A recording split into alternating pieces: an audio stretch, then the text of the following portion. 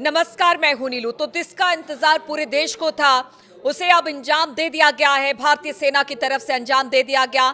Operation सिंदूर के तहत पाकिस्तान में घुसकर भारत की सेना ने हमला किया है 9 ठिकानों पर, चाहे वो पीएके हो या फिर पाकिस्तान के अंदर मुजफ्फराबाद हो, पंजाब का जो पूरा इलाका है उसकी बात की जाए, कुल 9 ठिकानों पर हमले किए गए, जिसमें बताया जा रहा है 5 ठिकाने तो पीओके के अंदर आते हैं और 4 ठिकाने जो हैं वो पंजाब जो पाकिस्तान के अंदर जो पंजाब प्रांत है उसके अंदर आते हैं।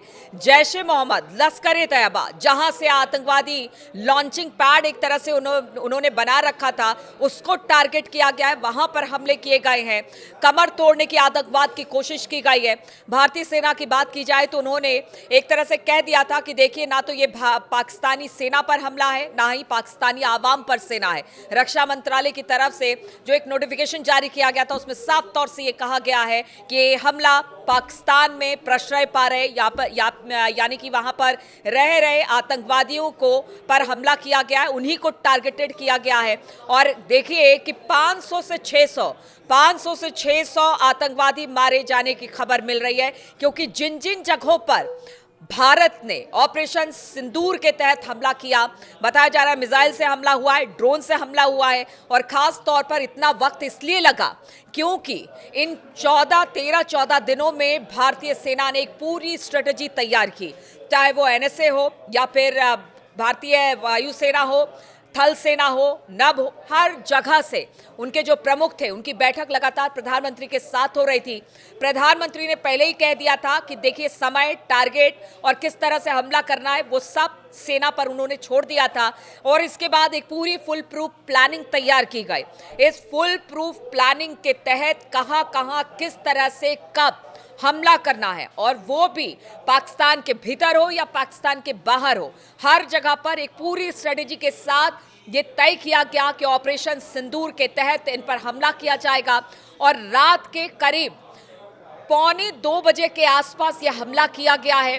तब पाकिस्तान में अफरा तफरी का माहौल रहा।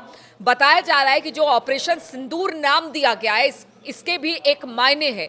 खुद प्रधानमंत्री नरेंद्र मोदी ने ऑपरेशन सिंदूर रखा इस ऑपरेशन का नाम, क्योंकि उन्होंने कहा कि जिस तरह से हमारी बेटियों के सुहाग को निशाना बनाया गया, उनके सिंदूर को टारगेट किया गया धर्म पूछ कर, तो क्यों ना अब जब आतंकवादियों को मारा जाएगा तो इस ऑपरेशन का जो नाम है वो ऑपरेशन सिंदूर रखा जाए। और इसी को लेकर इस ऑपरेशन का नाम ऑपरेशन सिंदूर रखा गया। अब देखिए, हाहाकार इस वक्त पाकिस्तान में मचा हुआ है। कल तक जो पाकिस्तान के नेता थे, पाकिस्तानी के आर्मी चीफ थे आसिफ मुनीर, वो यही कह रहे थे कि देखिए, ऐसा नहीं हो सकता है, पाकिस्तान पर कोई हमला नहीं करेगा, हमला करेगा तो हम फिर उसका जवाब देंगे। लेकिन अब ये देखने को आ रहा है कि हमला भी कर दिया, आतंकवादी भी भारतीय सेना ने मार गिराए हैं। और भारतीय सेना ये कह रही कि हाँ, हमने इन जगहों पर टारगेट किया है, इतने आतंकवादियों को निशाना बनाया है। अब आपको देखना है कि आपको इसमें क्या करना है, क्योंकि ना तो इसमें पाक फौज शामिल है, ना ही पाकिस्तानी आवाम शामिल है। दूसरी तरफ अगर बात की जाए, भारत के साथ इस वक्त दुनिया भर के देश खड़े हैं। अमेरिका के एनएसए से अजीत डोभाल ने बात की है और पूरी जानकारी इस हमले की दी गई है। अमेरिका ने यह बयान दे दिया है कि देखिए, हमें पहले से पता था कि भारत इस तरह का कोई हमला करने वाला है।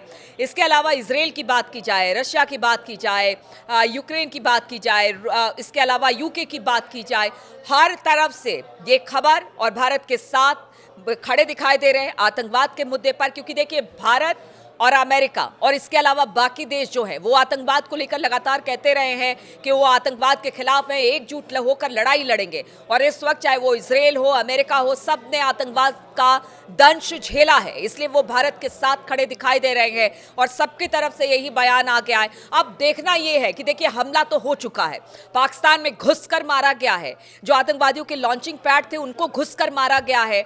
अब ऐसे में अब यह हमला हो गया, कई आतंकवादियों को कहते हैं कि नेस्तनाबूद कर दिया गया, उनके जितने ठिकाने थे उनको तोड़ दिया गया, ध्वस्त कर दिया गया। और अब पाकिस्तान क्या करता है, सबकी नजर इसी बात पर है कि क्या पाकिस्तान इसका जवाब देगा।